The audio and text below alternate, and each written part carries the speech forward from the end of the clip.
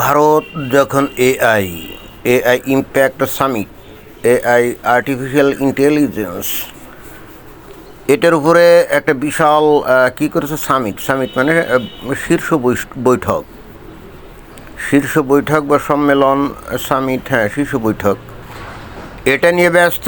এবং যেখানে পৃথিবীর বড় বড় কোম্পানির যেমন মাইক্রোসফট, গুগল, আমাজন, তাই না, ইত্যাদি ইত্যাদি, ফেসবুক ইত্যাদি ইত্যাদি কোম্পানির সিইওরা যখন এই ভারতে এসে এই তারা আসলে সম্ভাব্যতা যাচাই করছে যে ভবিষ্যতে ভারতকে কি এআই এর একটা কেন্দ্র বানানো যায় কিনা। অর্থাৎ পৃথিবীর বড় বড় কোম্পানি তারা এই ভারতে ইনভেস্টমেন্ট করবে। এবং এখন যে দুনিয়া জুড়ে যে এআই ট্রেন্ড চলছে, অনেক কিছুই তো তৈরি করতে হয়, ট্যাপ ইত্যাদি নানা কিছু করতে হয়। তো সেই কাজগুলো ভারতে যদি করানো যায়, এরকম একটা সম্ভাব্যতা তারা যাচাই করছে। এবং অলরেডি কিছু কিছু কোম্পানি ভারতে কিন্তু বিনিয়োগ করেও দিয়েছে। এখন কথা হচ্ছে যে ভারত যখন এই এআই শীর্ষ সম্মেলন করছে, তখন ভারতের পড়শি দেশ বাংলাদেশ, আমাদের বাংলাদেশ, তাই না, বাংলাদেশ এবং পাকিস্তান, এরা ব্যস্ত আছে কি নিয়ে জানেন? এদের দেশে কিভাবে গণতন্ত্র প্রতিষ্ঠা করা যায় এই জন্য লড়াই সংগ্রাম নিয়ে ব্যস্ত আছে, মব নিয়ে ব্যস্ত আছে। তারপরে ক্ষমতায় গিয়ে কিভাবে লুটপাট করে চটজলদি ধনী হওয়া যায় এবং সেগুলো দেশের বাইরে পাচার করে তারপর যখন ক্ষমতা থাকবে না অথবা যে কোনো মোমেন্টে ফাঁকে চোখে বিদেশে পাড়ি দেয়া, এইসব নিয়ে। তো এখন এই বাংলাদেশ অথবা পাকিস্তান, এরা তো আবার সারাক্ষণে যে ভারতের এগেনস্টে কি জিহাদ করবে, তাই না? তো এই সমস্ত খবর কি তাদের নজরে পড়ে নাকি পড়ে না?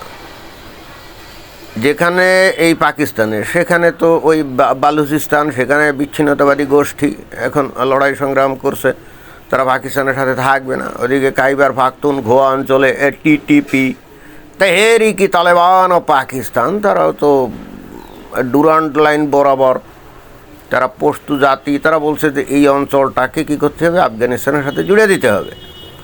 এবং এইগুলো থামানোর জন্যে এই বালুচিস্তান অথবা এই টিটিপির এই সদস্যদেরকে থামানোর জন্যে সেনাবাহিনী রীতিমতো গিয়ে যুদ্ধ করে মারা যায়, অনেকে মারাও যাচ্ছে, মানে এইসব নিয়ে আসে ব্যস্ত। আর মাঝখান দিয়ে এই পাকিস্তানের যে নেতা আছে বা তাদের যে সরকারি কর্মকর্তা বা সামরিক বাহিনীর অফিসার যারা আছে, তারা কিন্তু আছে যে লুটপাট করছে, দেদারছে, তাই না, করে তারপর সেগুলো বিদেশে পাচার করছে। চাকরি বাকরি যখন শেষ হয়ে যাবে, সাথে সাথে তারা পাটতাড়ি গুটায় ভেঙে যাবে, এই আর কি। এবং এই একই ট্রেন্ড বাংলাদেশেও চালু হয়ে গেছে। তো বাংলাদেশেও চালু হয়ে গেছে। এখন পাকিস্তানে তো আসলে মিলিটারি অনেক শক্তিশালী, এই জন্য সেখানে আন্দোলন সংগ্রাম করে সরকার ফেলানো যায় না। ওখানে মিলিটারি ঠিকই নানা রকম যে আন্দোলন সংগ্রামগুলো একেবারে নির্মম নিষ্ঠুরভাবে সেগুলোকে দমন করে। যেমনটাই যে ইরানে এই যে কিছুদিন আগে ব্যাপকভাবে আন্দোলন হচ্ছিল, মনে হচ্ছিল যে ইরানের যে ইসলামী রেজিম, এটার মনে হয় পতন ঘটে যাবে। বাট আমরা দেখলাম যে সেখানকার সেনাবাহিনী এটা নির্মমভাবে হাজার হাজার বিক্ষোভকারীকে তারা গুলি দিয়ে হত্যা করে তারা টিকে গেছে। বাট বাংলাদেশের সেনাবাহিনীর মরালিটি এবং তাদের যে মানে মানসিক দৃঢ়চেতা, এটা একটু কম বলে এখানে ওই আন্দোলন সংগ্রাম করলে সেনাবাহিনী সেগুলো দমন করার জন্য এগিয়ে আসে না। এটা অবশ্য একদিক দিয়ে ভালো যে সাধারণ মানুষ হত্যা করে তারা যারা ক্ষমতায় দীর্ঘদিন ধরে আছে তাদেরকে ক্ষমতায় রাখে না, সেদিক দিয়ে সেনাবাহিনী হয়তো তাদের পক্ষাবলম্বন করে, ঠিক আছে, ভালো কথা। কিন্তু আমার মূল বক্তব্য হচ্ছে যেখানে ভারত তরতর করে এগিয়ে যাচ্ছে, এই সামিট করছে এবং আগামী পৃথিবীতে হয়তো তারাই এই সেক্টরের নেতৃত্ব দিবে এবং সেই ধরনের দক্ষ শিক্ষিত জনবল কিন্তু তাদের আছে। ভারতে প্রতি বছরই তো এই কম্পিউটার সায়েন্স বা এই সেক্টরে ব্যাপক, মানে হাজার হাজার না লক্ষ লক্ষ গ্রাজুয়েট বের হয়, যারা নাকি একসময় আমেরিকা, কানাডা, অস্ট্রেলিয়া ইত্যাদি দেশে পাড়ি জমাতো এখন তো হঠাৎ করে অন্তত আমেরিকার ক্ষেত্রে একটু সমস্যা হয়ে গেছে। ডোনাল্ড ট্রাম্প বলছে কি যে কেউ যদি আমেরিকাতে চাকরি নিয়ে আসতে চাও তাহলে $1,00,000 জমা দিতে হবে, যে নাকি নিয়োগদাতা সেই জমা দিবে। তো কোনো নিয়োগদাতা কি আর $1,00,000 জমা দিয়ে আর লোকজন নিবে? তা নিবে না। কিন্তু ডোনাল্ড ট্রাম্প এই যে নীতি, এটা বেশি দিন ধরে রাখতে পারবে না, কারণ অলরেডি কিন্তু আমরা যেটা শুনছি বিভিন্ন সেক্টরে দক্ষ লোকের কিন্তু বেশ অভাব পড়ে গেছে। দেখা যাবে যে খুব তাড়াতাড়ি হয়তো এই আইন ডোনাল্ড ট্রাম্প হয়তো বাদ করে দিবে। না দিয়ে তো উপায় নেই, কারণ কোম্পানিগুলোই তো ডোনাল্ড ট্রাম্পকে চাপ দিবে যে তুমি কি আইন করো, আমাদের কোম্পানি তো এখন লাটে ওঠার অবস্থা। তো এখন কথা হচ্ছে তারপরেও এটা সাময়িকভাবে হয়তো ভারতের যে গ্র্যাজুয়েট যারা আছে এই লাইনে তারা হয়তো আমেরিকা যাচ্ছে না, তাহলে তারা কী করবে?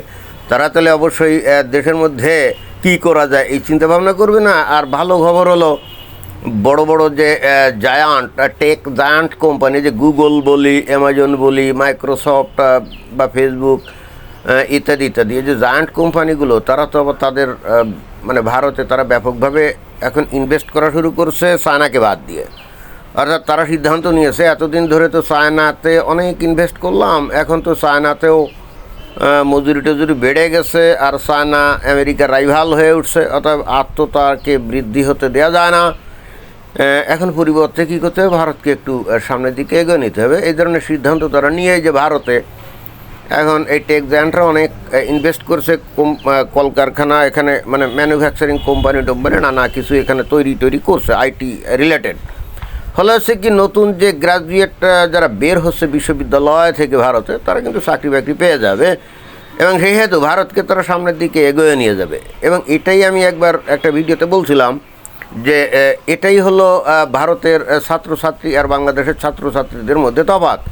যেখানে ভারতের ছাত্রছাত্রী পড়াশুনো করে তারা শুধুমাত্র সরকারি চাকরির পিছনে, ওই যে আইপিএস অফিসারটার ওইগুলো হওয়ার পিছনে যে দৌড়ায় তা না, অধিকাংশ ছেলেফেলে এখন আর ওই সরকারি চাকরির পিছনে না দৌড়ে এরকম বড় বড় যে কোম্পানিগুলো আছে সেখানে বস্তুত তারা চাকরির জন্য যায়, কারণ এখানে বেতন বেশি, সুযোগ সুবিধা বেশি। তো এই জন্য আমি একটা ভিডিওতে বলছিলাম যে এটাই হলো পার্থক্য, যেখানে ভারতের তরুণ সমাজ, যুব সমাজ পড়াশুনোয় মনোনিবেশ করে থাকে বস্তুত ক্যারিয়ার বিল্ড আপ করার জন্যে, যে ভবিষ্যতে তারা এইটা হবে, ওইটা হবে, সেইটা হবে। সেখানে বাংলাদেশের ছাত্রছাত্রীরা এই গত 1.5 বছরে ডক্টর মোহাম্মদ ইউনূসের কল্যাণে তারা এখন আর পড়াশুনো করে না করেই তারা ক্ষমতায় গিয়ে লুটপাট করবে, এবং সেটা করছেও। রাস্তা কিন্তু দেখিয়ে দিয়ে গেছে। অর্থাৎ এখন থেকে সামনে আমি জানি না বাংলাদেশের এই ছাত্রছাত্রী আবার কবে তাদের ট্র্যাকে ফিরবে, তারা কবে পড়াশুনো করবে ক্যারিয়ার বিল্ড আপের জন্যে। তবে আপাতত বেশ কিছু বছর ধরে এটা হবে না, যদিও নতুন সরকার আসছে, তারা বলছে যে এটা করবো, এটা করবো, সেটা করবে। আরে ছেলেফেলেদের মন মানসিকতাই তো চেঞ্জ হয়ে গেছে, তাই না? Psychologically they are already distorted, so how they can guide them in the right way and how they will come back to the classrooms. আসবে না তো, তারা তো মজা পেয়ে গেছে, তাই না? এই এখনও পর্যন্ত সমন্বয়ক নামধারী পোলাপান বিভিন্ন জায়গায় যে ওই যে আওয়ামী লীগের অফিস টফিস ভাঙছে, কই বিএনপি তো কিছু বলে না, তো এগুলো তারা তো লাইভ পাচ্ছে না।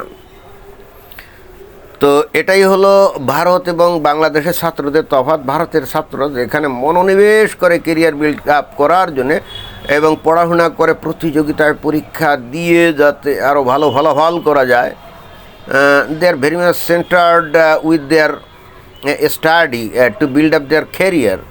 But in Bangladesh, they are trying to establish themselves in politics so that they can easily earn money in malpractice, right? Malpractice. তো এখন বাংলাদেশ কোথায় যাবে বলেন, আর ভারত কোথায় যাবে? এরপরও আমার ধারণা বাংলাদেশের এবং পাকিস্তানের সাধারণ লোকজনের এ ভারত সম্পর্কে ধারণা কিন্তু আসলে খুব বেশি না। আমার কাছে কিন্তু সেটা মনে হয়। ভারত সম্পর্কে সত্য কথা বলতে কি বাংলাদেশের ছেলেপেলে বা পাকিস্তানের ছেলেপেলে, পাকিস্তানের কথা আমি জানি না, বাট বাংলাদেশের ছেলেপেলেদের ধ্যান ধারণা খুবই কম, একেবারেই কম। ভারত যে অন্তত এই যে এই টেক সেক্টরে যে কোন লেভেল পর্যন্ত চলে গেছে সেইটা কিন্তু বাংলাদেশের পাবলিক আসলে জানে না।